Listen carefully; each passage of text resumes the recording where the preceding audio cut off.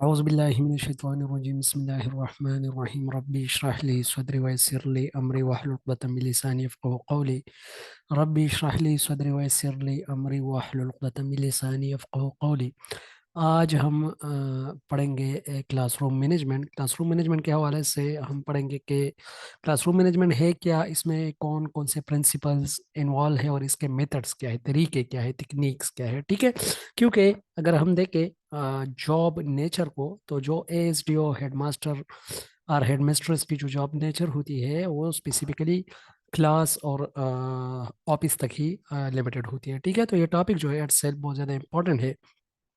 ठीक है, अच्छा, क्लासरूम मैनेजमेंट जो है, क्लासरूम मैनेजमेंट का मतलब है कि क्लासरूम को मैनेज करना। ठीक है, अभी क्लासरूम की डिफिनीशन क्या है?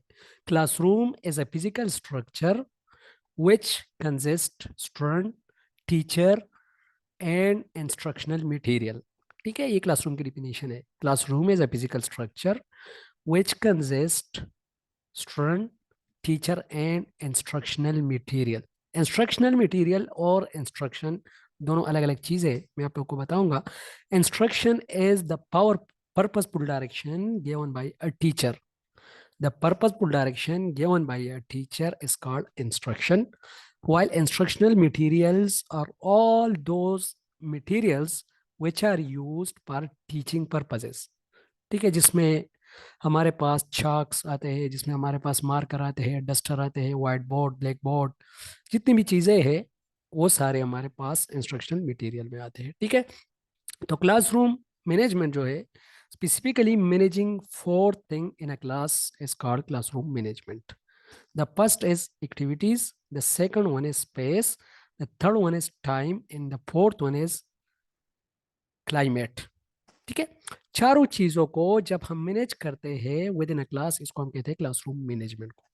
एक्टिविटीज क्या करनी है क्लासरूम के अंदर, this is classroom management. Climate क्या होगा, क्लास का जो एनवायरनमेंट है। अच्छा जी, आवाज़ मेरी ब्रेक हो गई थी, अभी आवाज़ पहुंच रही है मेरी?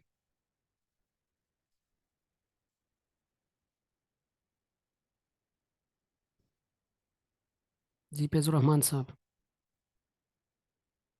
कंफर्म कीजिएगा आवाज़ पहुंच रही है।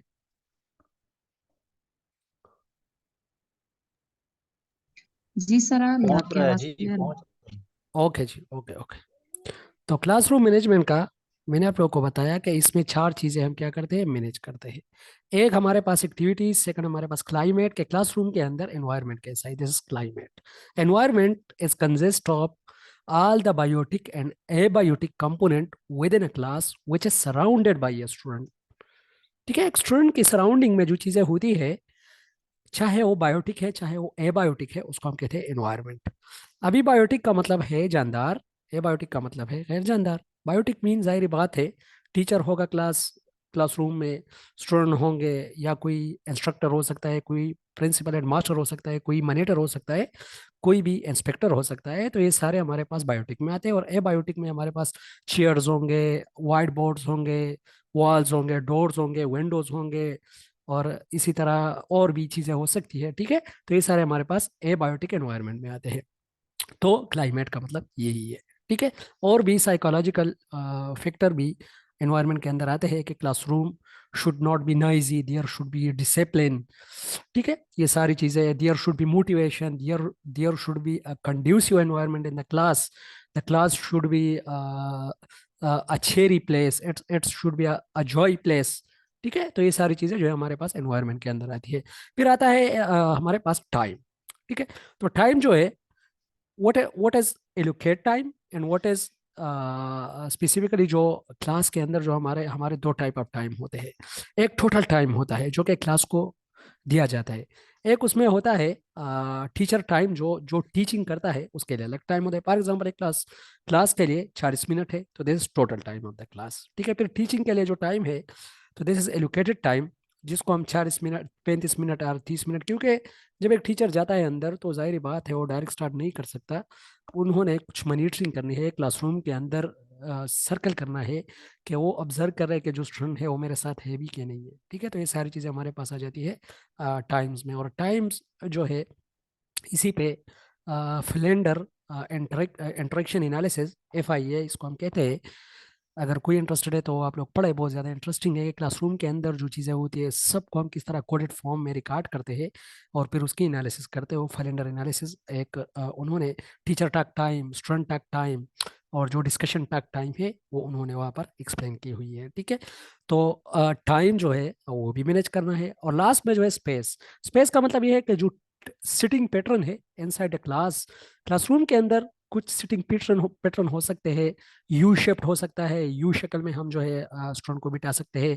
लीनियर फॉर्म हो सकता है जो कि ट्रेडिशनल फॉर्म है, हम ज़्यादातर जो फॉलो कर रहे हैं लाइन में बिठाना स्टूडेंट को।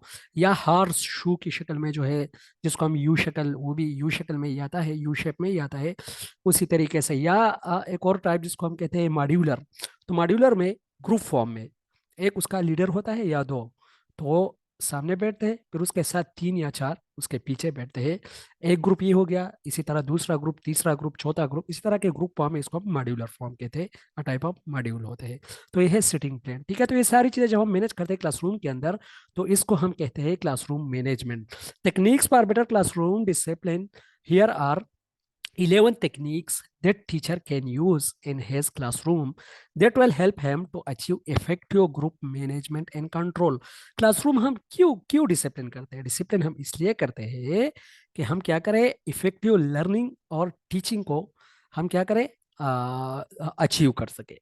ठीक है, तो इफेक्टिव लर्निंग क्या होती है इंशाल्लाह ये भी हम पढ़ेंगे। और इफेक्टिव लर्निंग और टीचिंग की प्रिंसिपल क्या है, ये बहुत ज़्यादा इंपॉर्टेंट है। वो भी इंशाल्लाह कल के लेक्चर में मैं कोशिश करूंगा कि आप लोग के लिए वो इंक्लूड कर लूँ। ठीक है, फर्स्ट जो टेक्निक है वो है फोकसिंग। अभी देखो फोकसिंग क्या है। फोकसिंग का मतलब यही है कि किसी चीज पे जब आप कंसंट्रेट कर रहे हो तो और जितनी भी चीजें हैं उसको आप ऑफ करते हो। फॉर एग्जाम्पल, एक चीज पे आप कंसंट्रेट कर रहे हो तो जितनी भी और चीजें हैं और काम है आपके जहन में उसको आप ऑफ करते हो। This is focusing. Focusing mean to off all the activities and on the activity which is recently going on in your mind. ठीक है, रिसेंटली जो एक्टिविटी किसी के जहन में चल रही है उसको हम ऑन करते हैं, उस पर टोटल कंसंट्रेट करते हैं। और जो और एक्टिविटी है उसको हम ऑफ करते हैं, उसको बिल्कुल ही ऑफ करते हैं, खत्म करते हैं कुछ स्पेसिफिक टाइम के लिए। This called focusing. ठीक है, be sure you have the attention of everyone in your classroom before you start your lesson. Don't attempt to teach over the chatter of students who are not paying attention। ये देखो, अगर student की attention नहीं है तो उसको आपने नहीं पढ़ाना। चैटर का मतलब ये है कि अननेसेसरी थिंग, जो अननेसेसरी चीजें होती है तो उसको आपने फिर नहीं पढ़ाना। अगर आप इस तरह की अननेसेसरी चीजें छेड़ रहे हो तो क्लास में बोर्डम आ जाती है। अच्छा जी, आवाज मेरी पहुंच रही है?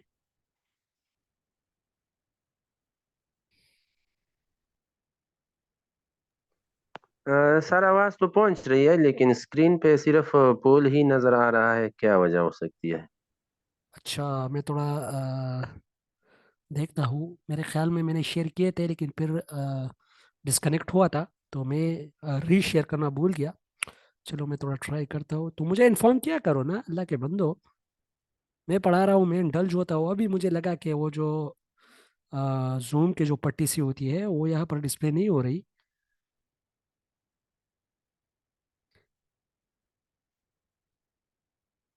अच्छा जी, अभी डिस्प्ले हो गई।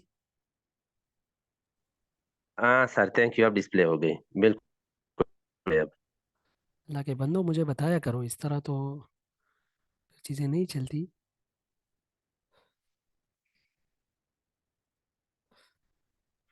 अच्छा, अभी सर थैंक यू, अब ओके जी, ठीक है। You welcome. अभी अभी डिस्प्ले है?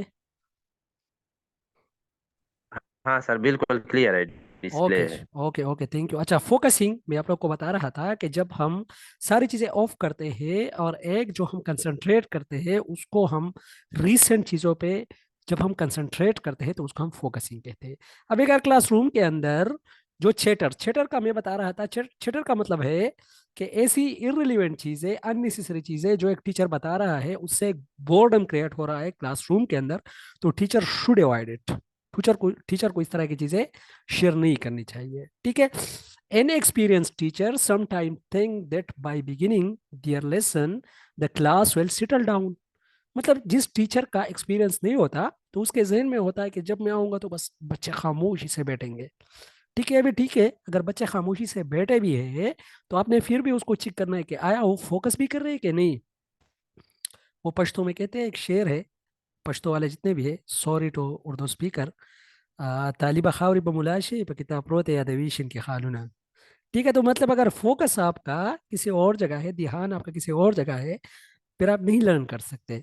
The children will see that things are under way now and it's time to go to work. ठीक है, तो फोकस बहुत ज्यादा जरूरी है। सेकंड जो टेक्निक है वो है डायरेक्ट इंस्ट्रक्शन। मैंने आप लोगों को बताया, instruction is the purposeful direction given by a teacher, और instruction is a purposeful direction given by an instructor. What is the difference between teacher and instructor, ये क्वेश्चन पूछा गया है। तो टीचर और इंस्ट्रक्टर में ये डिफरेंस है कि a teacher can be N instructor but N instructor can't be a teacher. ठीक है, इसका मतलब यही है, टीचर ब्रॉड है, इंस्ट्रक्टर का काम जो होता है वो प्रैक्टिकल चीज़ों से उसका काम होता है, जबकि टीचर का काम टीचिंग के साथ होता है।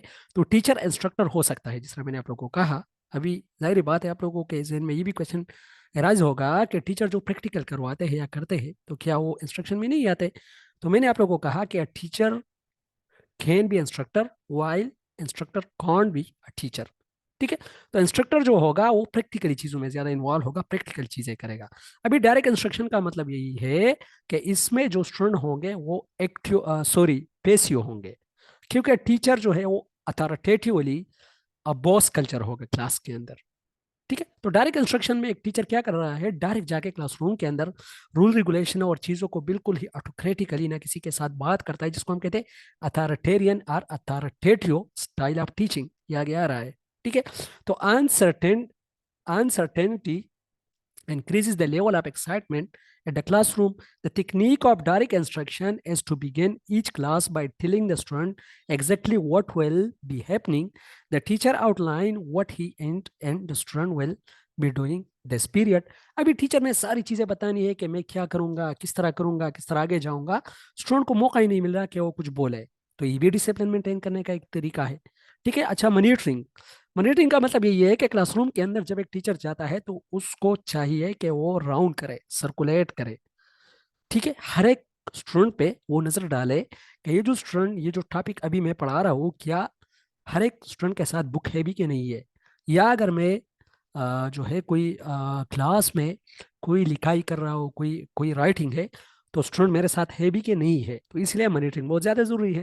लेकिन मॉनिटरिंग को अगर हम मैनेजमेंट के सेंस में डिफाइन करें तो monitoring mean the collection of data and presenting at to the high ups. इसको हम रिपोर्टिंग में कहते हैं, कभी कभी मॉनिटरिंग और रिपोर्टिंग मिक्स हो जाती है। ठीक है, जो डेटा हम कलेक्ट करते हैं उसको हम मॉनिटरिंग कहते हैं, फिर उसको हम हाई अप्स को जब प्रेजेंट करते हैं तो this something related to monitoring. और मॉनिटरिंग का काम जो होगा वो जस्ट डेटा लेना है, वो इंस्पेक्शन नहीं करेगा। मॉनिटरिंग और इंस्पेक्शन में फर्क है, एक है सुपरविजन, एक है मॉनिटरिंग और एक है inspection. Inspection is find out deficiencies and there will be a fair environment. एक खौफ का एक माहौल होता है, वो इंस्पेक्शन होता है।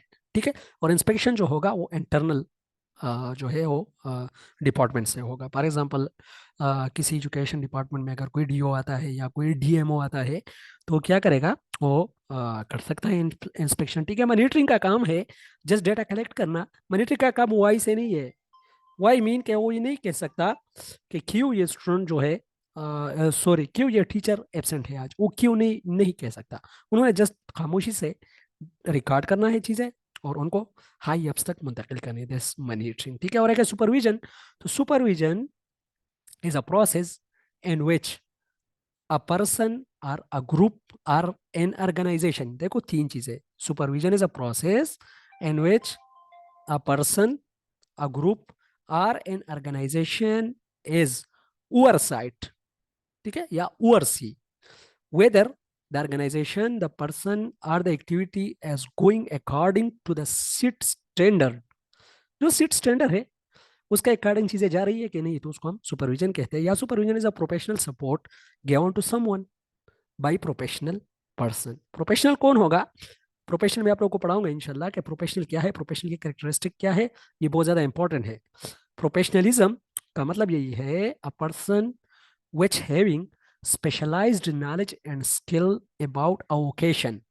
A person having specialized knowledge and skills about a vocation is called a professional or professionalism. ठीक है, तो फिर प्रोफेशनलिज्म जो है वो इसमें आता है। बात कहाँ से कहाँ तक पहुंच गई, डायरेक्ट मैं आता हूँ, फोकस करता हूँ मॉनिटरिंग की तरफ। तो मॉनिटरिंग भी एक टेक्निक है क्लासरूम में डिसिप्लिन जो है मेंटेन करने का। The key to this principle is to circulate, get up and get around the room while your students are working. Make the rounds, check on their progress, and effective teacher will make a pass through the whole room about 2 minutes. After the student has started a written assignment, he or she checks that each student has started, that the children are on the correct page. ठीक है। अच्छा, फिर है modelling. Modelling मैंने आप लोगों को बताया था कि modelling is also called observational learning, या हम इसको कहते हैं लर्निंग बाय इमिटेशन। मॉडलिंग का मतलब यही है कि किसी को सिखाना, प्रैक्टिकली करके सिखाना। ठीक है, अभी फॉर एग्जांपल कोई चीज आप सिखा रहे हो तो प्रैक्टिकली आप करते हो, स्टूडेंट आपको ऑब्जर्व कर रहा है। ठीक है, तो वो कॉपी कर रहा है, वो ऑब्जर्व कर रहा है, दिस मॉडलिंग। इसको हम इमिटेशन भी कहते हैं, इसको हम ऑब्जर्वेशनल लर्निंग भी कहते हैं। ये कंसेप्ट जो दिया था मॉडलिंग का, ये अल्बर्ट बेंडोरा ने दिया था। ऑब्जर्वेशनल लर्निंग में ये चीजें हमने पढ़ी थी। ठीक है, वो कहता है Albert Bandura, there are reciprocal determinism. Reciprocal determinism क्या है? ये जो एनवायरनमेंट है ये इफेक्ट कर रहा है बिहेवियर को, और बिहेवियर जो है वो इफेक्ट कर रहे हैं एनवायरनमेंट को। ठीक है, तो ये है मॉडलिंग। मैकडीनियल कहता है, McDaniel tell us of a saying that goes, values are caught not thought. Values का मतलब यहाँ पर है बिहेवियर। जो बिहेवियर होते हैं उसको हम प्रैक्टिकली करके सीखते हैं, उसको हम पकड़ते हैं, उसको हम मतलब रीड नहीं करते। जो हमारे बिहेवियर होंगे, जो हमारे वैल्यूज, यहाँ पर वैल्यूज से मुराद बिहेवियर है। ठीक है, तो जो हमारे बिहेवियर होंगे उसको हम कॉट करेंगे, मतलब उसको हम प्रैक्टिकली करेंगे, नॉट थॉट, ना कि उसको हम रीड करेंगे। ठीक है, teacher who are courteous, prompt, enthusiastic, in control, patient and organised provide example for their student through their own behaviour. ये देखो, मतलब खुद ही अपने जो बिहेवियर है वो करेगा तो स्टूडेंट उसको मॉडल करेंगे, कॉपी करेंगे। तो उसके बाद जो होंगे स्टूडेंट क्या करेंगे, उसको सीखेंगे और उसको ऑब्जर्व करेंगे। ठीक है, तो हमारे पास हो गई फोकसिंग। फिर उसके बाद, अच्छा जी, ये मेरे ख्याल में focusing, direct instruction, monitoring and modelling, ये 4 यहाँ पर टेक्निक्स आ गए। इसके आगे हम जाते हैं।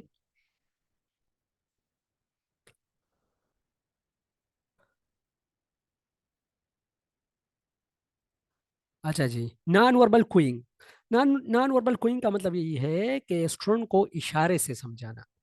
ठीक है, फॉर एग्जाम्पल क्लास में शोर है, एक टीचर जो है वो हाथ हिला के या उंगली को थोड़ा ऊपर करके, या किसी बिल, पहले जमाने में यहाँ पर ये जो स्टेटमेंट में लिखा है क्लर्क्स बिल, मतलब ऐसे बिल यूज होते थे, ऐसी घंटियां यूज होती थी जो कि उसमें एक बटन होती थी, आजकल भी अक्सर ये अवेलेबल होते हैं, जो कि विदाउट एनी इलेक्ट्रिक चार्ज वो काम करती है। तो टीचर के पास अक्सर वो चीज़ होती थी, और उसको जो है जब वो रिंग करती थी तो स्टूडेंट ऑफ हो जाते थे या खामोश हो जाते थे। ठीक है, तो यह है नॉन वर्बल कोइंग, या हाथ हाथ हिलाना, हाथ से इशारा करना, या नूडिंग करना। नूडिंग का मतलब यही है कि सर हिलाना। ठीक है, तो ये जो चीज़ें हैं ये नॉन वर्बल कोइंग में आता है। A standard item in the classroom of the 50s was the clerk's bill, a shiny nickel bill set on the teacher's desk with one tap of the button on top. The hand everyone attention. Teacher have shown a lot of integrity over the year in making use of non-verbal cues in the classroom. ठीक है, अच्छा, environmental control भी है एक चीज। A classroom can be warm, cheery place. Student enjoy an environment that changes periodically. Study centers with pictures and color invite enthusiasm for your subject. For example एक ऐसा माहौल है क्लास का जहाँ पर कलर्स है, पिक्चर्स है, तो वो ज्यादा चेरी होता है, वो क्लासरूम ज्यादा अट्रैक्टिव होता है। वहाँ पर क्या होता है, ज्यादा डिसिप्लिन जो है वो स्टूडेंट थोड़ा इंडल्ज हो जाते हैं, तो डिसिप्लिन की जो इश्यूज है वो डिसरप्टिव बिहेवियर कंट्रोल हो जाते हैं। ठीक है, अच्छा, असर्टिव डिसिप्लिन, ये आप लोग ये पढ़ लो, बहुत ही इंटरेस्टिंग चीज है। असर्टिव डिसिप्लिन एक कॉन्सेप्ट है, ये एक थ्योरी भी है जिसको कांटर ने दिया है। ली कांटर कहता है कि असर्टिव डिसिप्लिन, असर्टिव कौन होता है? असर्टिव एज अ पर्सन, जिसको हम उर्दू में कहते हैं जारिहाना। ठीक है, तो जारिहाना का मतलब यही है कि ये किसी को मौका नहीं देगा, किसी किसी स्पेसिफिक जो है वो चीज़ करने की या किसी डिसरप्टिव बिहेवियर को शो करने की। ठीक है, तो एसर्टिव डिसिप्लिन जो है इसका कॉन्सेप्ट ली कांटर ने दिया था। अच्छा, इसके कुछ है फीचर्स है, वो मैं आप लोगों को अभी पढ़ा रहा हूँ। जल्दी जल्दी थोड़ा आगे जाता हूँ मैं, फिर अगेन में आ जाऊंगा। ये देखो, काउंटर बिहेवियर मैनेजमेंट। ठीक है, counter behaviour management theory are assertive discipline. इन्होंने एसर्टिव डिसिप्लिन के बारे में कहा था कि इसके 11 फीचर्स है। राइट टू लर्न का मतलब यही है कि एक स्टूडेंट जो है दूसरे स्टूडेंट से ये राइट नहीं छीन सकता कि आपने लर्न नहीं करना, या टीचर भी स्टूडेंट से ये राइट नहीं छीन सकता। ये हर एक स्टूडेंट का हक है कि वो सीखे। राइट टू टीच, ये हर एक टीचर का हक है कि वो टीच करे। Teacher must be in control. कुछ ऐसे बिहेवियर आ जाते हैं क्लासरूम के अंदर जहां पर टीचर अपने इमोशंस को कंट्रोल नहीं कर सकता, तो यहाँ पर टीचर को अपने इमोशंस कंट्रोल करने चाहिए। Clear boundaries must be set, rule regulation set करनी चाहिए कि आप लोगों ने इस तरह की चीज नहीं करनी, ये करनी, वो करनी, ये चीजें, boundaries must be set. Positive reinforcement मैंने आप लोगों को बताया था। पॉजिटिव रीएनफोर्समेंट का मतलब ये है, रीएनफोर्समेंट मैंने आप लोगों को ऑपरेंट कंडीशनिंग में बताया था। Reinforcement mean the strengthen of a behaviour through the use of other behaviour. ठीक है, जिस तरह हम रिवॉर्ड देते हैं तो क्या होता है, वो जो बिहेवियर है वो स्ट्रेंथन होता है। तो पॉजिटिव रेनफोर्समेंट इसको कहते हैं। पॉजिटिव रिपीटेशन मीन कि जो अच्छी चीजें हैं आप कोशिश करते हो कि स्टूडेंट उसको रिपीट करे। This positive repetition form consequences, मतलब ये कि आप पहले स्टूडेंट को आगाह करते हो कि फॉर एग्जांपल आपने इस तरह किया तो बहुत ही सख्ती होगी आपके साथ, बहुत ही सख्त नतीजे इसके हो गए। This form consequences. Modelling and direct instruction, teacher को चाहिए कि वो मॉडलिंग और डायरेक्ट इंस्ट्रक्शन जो मैंने आप लोगों को बताया, एक्सप्लेन किया, उसको फॉलो करे। It is possible to teach difficult student, ये पॉसिबल है, ये कह रहा है ये तरीका, ये जो असर्टिव डिसिप्लिन है ये पॉसिबल है डिफिकल्ट स्टूडेंट जो होते हैं। डिफिकल्ट स्टूडेंट मतलब जो स्पेशल स्टूडेंट होते हैं, जो मेंटली रिटार्ड स्टूडेंट होते हैं, जो सीख नहीं सकते, उसके लिए भी ये तरीका यूज हो सकता है। Proactive discipline not reactive discipline. Proactive discipline mean के चीज जो है अभी हैपन नहीं हुई तो आपने उसका रोकथाम करना है। Proactive discipline not reactive. Reactive को हम पनेटिव डिसिप्लिन भी कहते हैं। पनेटिव डिसिप्लिन वो होता है जिसमें पनिश की डर से स्टूडेंट को कंट्रोल किया जाता है। ठीक है, तो डिसिप्लिन प्रोएक्टिव डिसिप्लिन होना चाहिए, ना कि रिएक्टिव डिसिप्लिन होना चाहिए। Discipline relationship with student, discipline relationship और टीचर रिलेशनशिप यहाँ पर होना चाहिए था। टीचर का एक रिलेशनशिप होना चाहिए स्टूडेंट के साथ।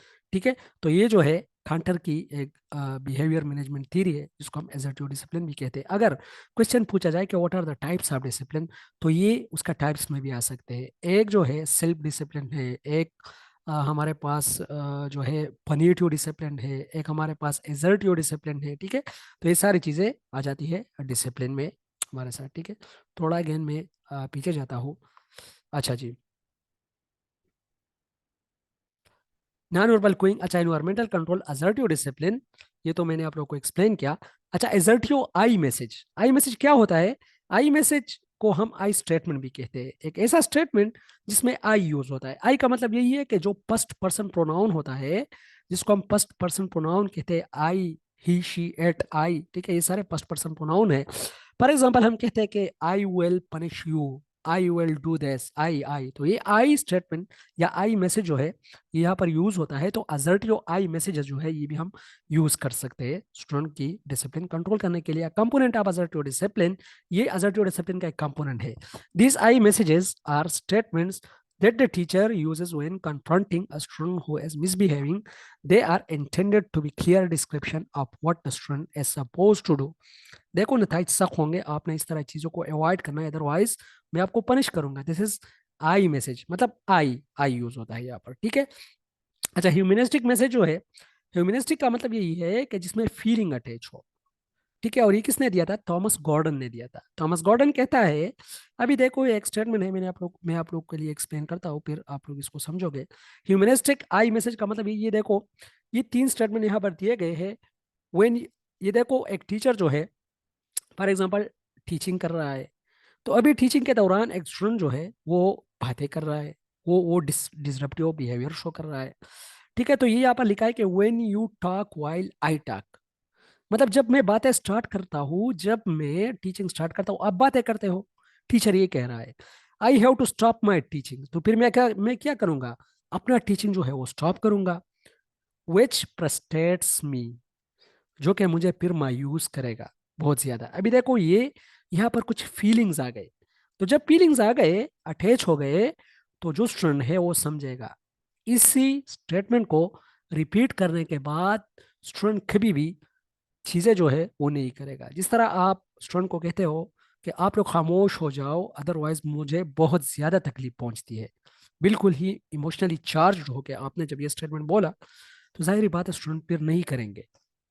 ठीक है, तो ये ह्यूमनिस्टिक आई मैसेजेस होते हैं। ठीक है, अच्छा, these I messages are expression of our feelings. Thomas Gordon, creator of teacher effectiveness training, tell us to structure these messages in 3 parts. First क्या करता है ये देखो, when you talk while I talk. Second क्या करता है, I have to stop my teaching. Third कहता है which frustrates me. टीचर अपनी इमोशन शो कर रहा है, अपने फीलिंग शो कर रहा है। A teacher distracted by a student who was constantly talking while he tried to teach once made this powerful expressions of feeling. I cannot imagine what I have done to you that I do not deserve the respect from you that I get from the other in this class. मतलब आप student को direct होकर कहते हो कि आपसे मैं वो रिस्पेक्ट डिजर्व नहीं कर रहा जो और स्टूडेंट मुझे देते हैं। ठीक है, तो जाहिर बात है फिर स्टूडेंट जो है वो इस तरह की चीजें नहीं करेंगे। तो ये भी एक तरीका है। लास्ट जो तरीका है, टेक्निक है क्लासरूम मैनेजमेंट का, वो है पॉजिटिव डिसिप्लिन। अभी हर एक चीज को पॉजिटिवली लेना, इसको हम कहते हैं पॉजिटिव डिसिप्लिन।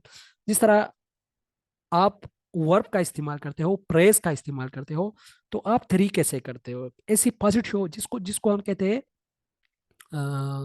ग्रेटिट्यूड, जिसको हम कहते हैं ऑप्टिमिज्म, नॉट पिजिमिज्म, या पिजिमिस्टिक नहीं, ऑप्टिमिस्टिक। ठीक है, use classroom rules that describe the behaviour you want instead of listing things the student can not do. Instead of no running in the classroom, move through the building in any and in orderly manner instead of no fighting use. ये देखो, मतलब जो wording है, wording आपने अच्छी use करनी है। जब आप वर्डिंग यूज अच्छी यूज करोगे, ठीक है, तो फिर क्या होगा, पॉजिटिव डिसिप्लिन आएगी। ठीक है, फाइट हो रहा है, फाइट को आपने रोका है, रोकना है, सही तरीके से नसीहत करना है। ठीक है, तो ये सारी चीजें हमारे पास आ जाती है पॉजिटिव डिसिप्लिन में। देखो डिसिप्लिन की बहुत टर्मिनोलॉजीज आ गई, positive discipline, assertive discipline, punitive discipline और एंड सेल्फ डिसिप्लिन। ठीक है, तो ये चारों अगर आप लोगों से पूछा जाए, ये टाइप्स भी है डिसिप्लिन की। ठीक है, और ये पूछा भी गया है कि what are the types of discipline. ठीक है, और ये इसके टेक्निक से। अच्छा, फिर क्लासरूम इवैल्यूएशन टेक्निक। इवैल्यूएशन क्या होती है, evaluation mean to check the value, worth and quality of programme और of a test, to check the worth, the value and the quality, and evaluation is done for the purpose of decision making. देखो evaluation जो होता है वो decision making के लिए होता है। अच्छा, डिसीजन मेकिंग बहुत ही इंटरेस्टिंग टॉपिक है, इंशाल्लाह इसको भी मैं आप लोगों को पढ़ाऊंगा कि डिसीजन मेकिंग है क्या, इसके टेक्निक्स क्या है। किसी तरह एक हेडमास्टर जो है वो डिसीजन लेगा स्कूल क्लासरूम के अंदर, स्कूल के अंदर सॉरी, कौन कौन से मॉडल है, 3-4 मॉडल है, बहुत ही इंटरेस्टिंग, बहुत ही मजेदार है। इंशाल्लाह उसको मैं आप लोग को पढ़ाऊंगा। ठीक है, अच्छा, क्लासरूम इवैल्यूएशन के कुछ टेक्निक्स है। क्लासरूम के अंदर एक टीचर है, क्या करेगा, फॉर्मेटिव असेसमेंट कर सकता है। Formative assessment is the interpretation of data, assessment is the interpretation of the measure data. ये देखो टेस्ट क्या है, पहले हम स्टार्ट करते हैं टेस्ट से, थोड़ा सा मैं आप लोगों को ओवरव्यू देता हूँ। Test is the collection of question which measure the specific behaviour of a student. A collection of question which measure a specific behaviour of a question, ये हो गया टेस्ट। टेस्ट के बाद हमारी क्या होती है, मेजरमेंट होती है। मेजर इज द क्वांटिफिकेशन और the numbering of this test. जब टेस्ट लिया जाता है तो उसकी नंबरिंग और क्वांटिफिकेशन होती है, मार्क्स दिया जाता है। फिर उसके assessment, assessment mean to draw out a sense, एक सेंस बनाने के लिए कि ये क्या सेंस दे रहा है, दिस इज असेसमेंट। और interpretation of the measure data is called assessment. While evaluation is the summative process which mean to check the value, worth and the quality of a process or a test, ये last में होता है। ठीक है, formative assessment हो गया, summative assessment, formative during होता है क्लासरूम के अंदर, समेटिव असेसमेंट लास्ट में होता है। Peer assessment, assessment of friends by friends, और assessment of a student by his friends या by his class peer, by his peer group. ठीक है। एक स्टूडेंट की जो हम एज ग्रुप है उससे जो हम असेसमेंट करते हैं peer assessment. Standardized testing, testing having specific norms, rules, and regulation, and which is developed by experts, is called standardized testing. Self-assessment, self-assessment is the type of assessment which is done by a person by self. खुद ही अपने आप को assess करना है, self assessment. Observation is watching something carefully through the use of your five senses. Watching something carefully through the use of your five senses is called observation. Direct observation, indirect observation, participant observation, observer as participant, participant as observer, complete participant. ये 7 to 8 types है इसके, इसको भी हम इंशाल्लाह आगे पढ़ेंगे. Portfolios, portfolio is the purposeful record of a student. It is a purposeful record of a student is called portfolio. ये भी हम यूज कर सकते हैं. rubrics, rubrics are the grading guides or the scaling guides or the scoring guides. ठीक है. rubrics क्या होता है? फॉर एग्जांपल एक क्वेश्चन है, एक सब्जेक्टिव क्वेश्चन है, उसके 3 पार्ट्स है. ठीक है. हमने एक क्वेश्चन दे दिया कि what is cell and what are the difference between animal and plant cell. अभी क्वेश्चन के 20 मार्क्स है. तो अभी रूब्रिक्स में हमने ये लिख दिया कि जिन्होंने first what is cell attempt किया तो उसको 10 मार्क्स मिलेंगे, और जिन्होंने दोनों अटेम्प्ट किए पार्ट्स, मतलब what is cell and what is the difference between animal and plant cell, तो ये दोनों जिसने अटेम्प्ट किए तो मीन के उसको 20 नंबर मिलेंगे. तो ये रूब्रिक्स हमने डेवलप किए, तो दिस कॉल्ड रूब्रिक्स. इसके कुछ फर्दर टाइप्स भी है, वो भी मैं आप लोग को, hyper general rubrics, holistic rubrics, analytical rubrics, इंशाल्लाह वो भी हम पढ़ेंगे. इंटरव्यूज क्या है? Collection of data through talking with someone. देखो इसमें जरूरी नहीं है कि फेस टू फेस इंटरेक्शन हो. Collection of data through talking with someone, क्योंकि टेलीफोनिक इंटरव्यू भी हो सकती है. Questionnaire is consist of close ended question in which a respondent can not conclude या इंक्लूड देयर पर्सपेक्टिव. क्वेश्चनियर में ऐसा होता है कि क्लोज एंडेड क्वेश्चन होते हैं जिसमें जो हमारे पास रिस्पोंडेंट होगा वो अपना जो व्यू होगा वो उसमें नहीं डाल सकता. अगर डाल सकता है तो फिर उसको हम ओपिनियनियर कहते हैं. ठीक है. ओपिनियनियर जो है वो ओपन एंडेड होता है, और क्वेश्चनियर जो होता है वो क्लोज एंडेड होता है. ऐसे क्वेश्चन उसमें होते हैं कि जिसमें जो टीचर रिस्पोंडेंट होता है वो नहीं कर सकता. अच्छा, 4 टाइप ऑफ स्टाइल है जो कि एक टीचर यूज करता है क्लासरूम के अंदर. Authoritative style, authoritarian style, permissive style and intelligent style. Authoritative style form control, बिल्कुल सख्त कंट्रोल, बिल्कुल स्टूडेंट इन्वॉल्व ही नहीं होते उसमें, बस टीचर आता है तो स्टूडेंट खामोशी से बैठ जाते हैं और सुनते हैं. This authoritative style. Authoritarian style में सख्ती भी होती है लेकिन स्टूडेंट उसमें इन्वॉल्व भी होते हैं. This is authoritarian style. Permissive style mean के बिल्कुल ही टीचर लापरवाह होता है, चाहे स्टूडेंट जो भी करे. ठीक है. क्लास में बहुत ज्यादा इनडिसिप्लिन इश्यूज होते हैं, क्लासरूम बिल्कुल ही नॉइजी होता है. This permissive style. Intelligent style is the best and the most suitable and favourite style. इसमें टीचर इंडल्ज होता है, स्टूडेंट को भी इंडल्ज करते हैं. बिल्कुल ही स्टूडेंट ऐसे इंडल्ज होते हैं कि बिल्कुल ही सारी चीज़ों को भूल जाते हैं ना. वो वॉचेस देखते हैं कि कितना टाइम बाकी है, क्लास खत्म होगा कि नहीं. बिल्कुल ही मतलब इंटरेस्टिंगली वो कोशिश करते हैं कि चीज़ों में जो है बिल्कुल लगे रहते हैं. ठीक है. तो ये थी आज की हमारी जितनी भी लेक्चर थी. तो ये सारी चीज़ें मैंने आप लोग को आज के लिए क्लासरूम मैनेजमेंट और इसके जो स्टाइल थे, ये आज के लिए इतना ही काफ़ी है, क्योंकि टाइम